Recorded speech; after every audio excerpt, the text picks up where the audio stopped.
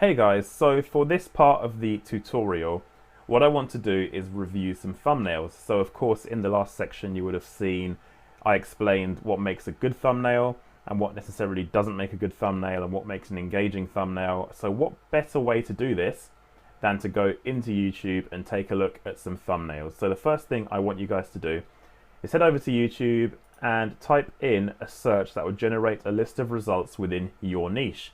So for my niche, I work in digital marketing. So I'm going to type something in pretty generic around digital marketing. So I'm going to type in SEO tips. Okay, so now you see a list of results. And what I'm going to do is just a very quick scan through the results and see what I can see. Just load some of these up and I'm going to go back to the top in a second.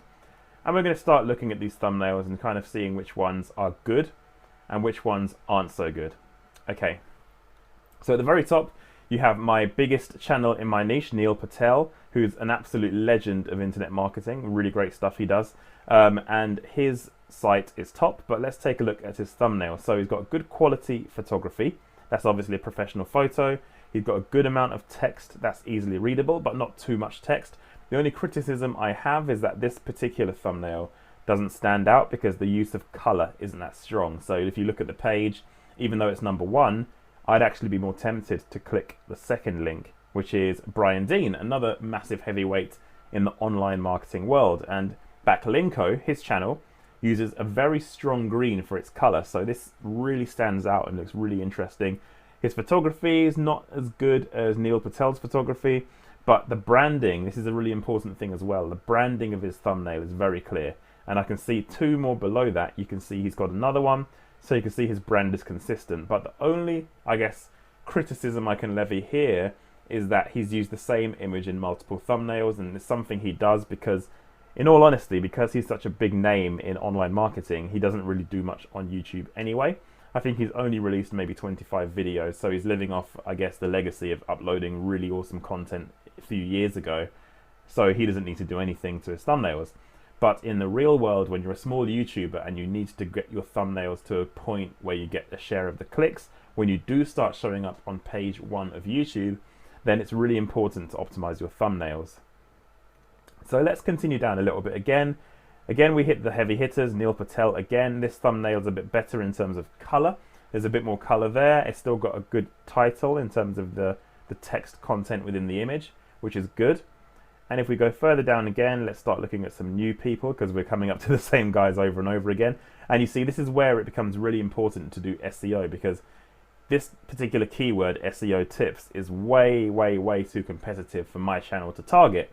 So I can add that tag into my videos as SEO tips as a tag to hope that YouTube suggests my content to people watching something like this. But in terms of SEO itself, it's very, very unlikely that I would ever rank for this term. And that's just the nature of the beast on YouTube. It's a very mature platform. It's been around for a long time, and I was late to the party. And I'm sure a lot of you were as well. But again, this course will highlight how to find the right keywords to target. And for me, this isn't one of them. Anyway, I'm going off topic here, but let's continue down. So this thumbnail here, where it says this SEO strategy works, that is a good hook to have in your text. I think it invokes more thought than any of the other ones I've seen already. But the problem is, I guess, from a branding point of view, it's very grey, it's very dull. It doesn't necessarily stand out very well. So for me, I think this thumbnail is good on one side, but not good on the other side as well. And also, he's covered his face and he's badly cropped the image here as well. You can see the image isn't cropped that well. So that's another issue for me as well. This one's good. I like this one, and it's from Ahrefs, which is an SEO tool, so they have a lot of following, a massive channel. So when you look at this particular picture, you've got a person drawing your attention to the picture. It's a bit of an action shot. The text is a bit small and a bit unreadable. It's not the best size, but I think overall it's generally a good thumbnail. They've made use of their orange kind of yellowy brand colors as well, which is good, and that's a really good thumbnail. Now, before I continue criticizing thumbnails that are all good, I mean, these thumbnails are overall pretty good. So if you're doing something along these lines in your thumbnails, following these kind of conventions in terms of strong colors, using good branding, using a good hook within the text, then you're following a good practice. Now, if we go further down, I spotted one here. This thumbnail is awful. It's really, really bad. Now, this person in particular, I don't know anything about his channel. I've never heard of him. He's done well to rank on the first page, I guess, if you count the number of results. Technically, he's in the top 10 on this particular search term, which is good. And there's a video he's only produced 3 months ago, which is good.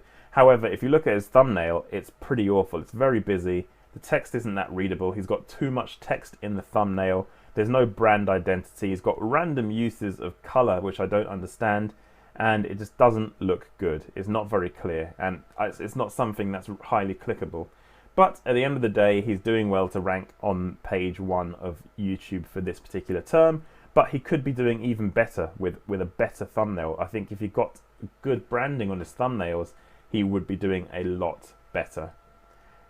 And as you see here, you're noticing a pattern of the same YouTubers coming up over and over again, and the similar branding here again from Backlinko.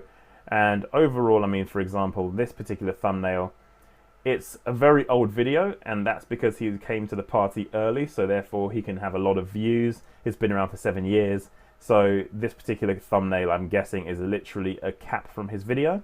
So he's not actually generated a thumbnail in this situation. So what I would advise you is always try and create a thumbnail. Never use a screenshot from your video as your thumbnail. You can use part of a screenshot. So for example, take a screenshot of your video when you have a good expression or something that's expressionate, and then layer that with text and design and branding.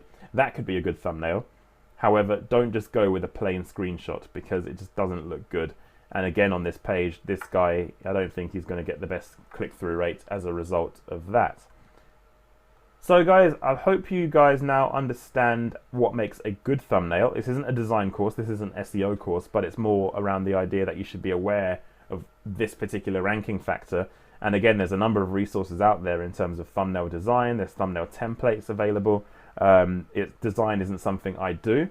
I do the technical marketing stuff, so for me this isn't something I want to cover in detail, but I thought I'd better put this in the course because it's going to add value to you guys, and it's something that you guys are going to need to do from an SEO point of view because it will support you when you try and rank your videos. Thanks for watching this section. Let's carry on with the course.